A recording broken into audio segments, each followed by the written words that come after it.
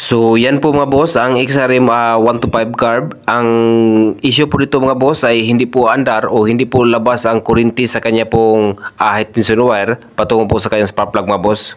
At bago natin umpisahan mga boss, disclaimer lang po tayo. Ang video nito mga boss ay para lang po ito sa mga baguhan pa o gusto pong matuto sa paano mag-troubleshoot. Katulad dito mga boss na hindi po labas ang kuryente sa kanya pong spark plug mga boss, okay? Pero ang sabi po ng may-ari nito mga boss ay ito pong battery niya ay bago pong charge niya. Tapos pagkalubat po sa kanyang battery ay yan po nagsimula na hindi po na andar o wala na pong kuryente na labas sa kanya pong high tension wire mga boss, okay? At ngayon i-check natin ang kanyang battery mga boss. Take note po mga boss, at ito po inyong dapat tandaan mga boss, magkaiba po ang procedure sa pag-troubleshoot sa WAVE 100 at saka ito pong XRM125 dahil ang WAVE 100 mga boss ay kanya pong CDI at tinatawag po yan na AC type CDI dahil stator drive po yan. Hindi po katulad nito sa ito pong XRM125, ito po ay DC type CDI mga boss.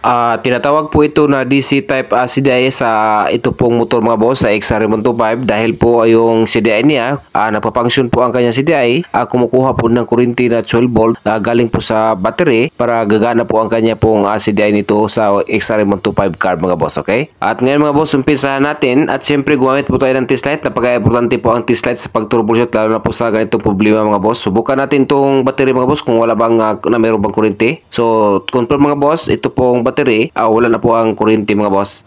Take note po mga boss, lalo na po sa mga baguhan pa dyan, ang XRM125 ay andar po yan mga boss kahit tanggalan po nyo ng battery. So hindi po dito sa battery ang may problema mga boss. Next po natin i-check mga boss ang kanya pong regulator dahil po ang regulator mga boss siya po ang nagkakarga ng kuryente sa battery mga boss habang ginagamit po sa mga accessories o sa CDI galing po sa battery. Regulator mga boss siya po ang nagkakarga o nagcha-charge sa battery mga boss, okay? Next natin i-check mga boss ang kanya pong regulator, okay? Pero before natin i-check mga boss, ipakita ko sa inyo mga boss, i-crank po natin itong motor mga boss kung mayroon bang kuryente na lumabas sa kanyang high tension wire. Tapos dito mga boss, subukan natin to at i-on natin tong susian, okay? I-crank ko.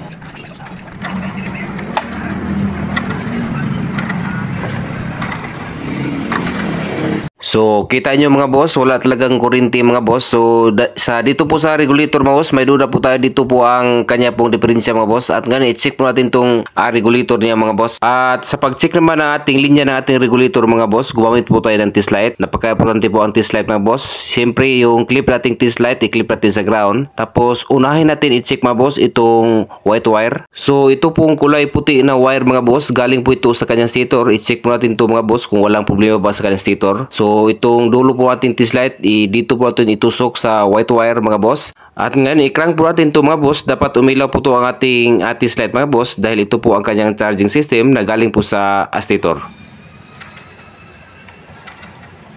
Okay, wala pong problema ang linya na galing po sa stator mga boss, itong white wire. So, ang kuryente po na galing po sa white wire from stator, ito po ay AC current mga boss. So, ito pong regulator mga boss, yan po ang nag-convert AC current to DC current mga boss. So, ito pong kuryente na lumabas sa red wire mga boss, yan po ang DC current mga boss, siya po ang nagkakarga ng ating baterya mga boss. Okay, at ngayon, i-check natin to, ito pong red wire mga boss, kung makatawid pa from stator dito sa regulator mga boss. Okay, i-check natin mga boss. At ngayon, i-crank po natin ulit mga boss.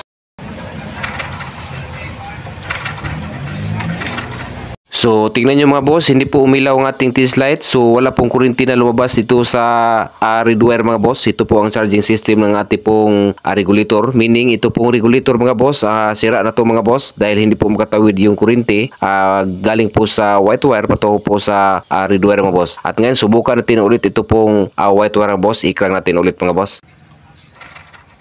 So, kita nyo, walang problema itong white wire mga boss. At ito pong red wire, subukan natin ulit mga boss.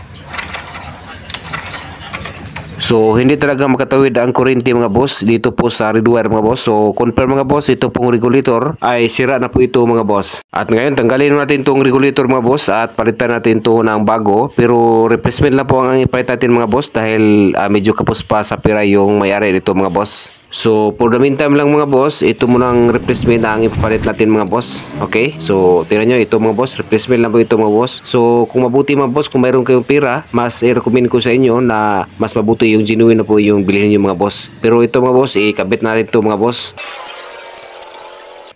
Okay na, salpak natin ang bagong replacement na regulator mga boss. At ngayon subukan natin ulit mga boss itong red wire mga boss. At subukan natin ikrang kung mayroon na bang kuryente o umilaw na po ating test light. Okay, ikrang natin mga boss. So, kita nyo mga boss, nagfunction o umilaw na po ating test light, meaning nakatawid na po yung kuryente. So, regulator na po ang diferensya mga boss. At ngayon, subukan natin ulit mga boss, ikrang natin kung lalabas na ba ang kuryente dito po sa kanyang tension wire mga boss. Okay? At ngayon, panoorin nyo mga boss. Sige, ikrang.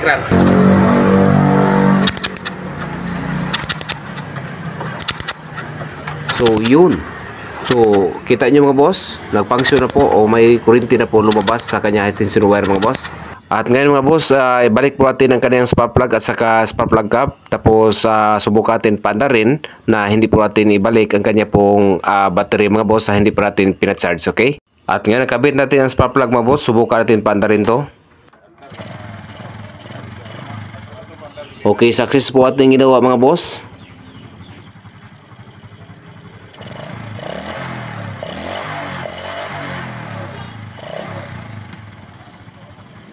So, yan lang po ating kabuang video mga boss at I hope mayroon kayong idea makuha nito mga boss at maraming salamat sa iyong panood at God bless. Ingat po sa pagwawiring.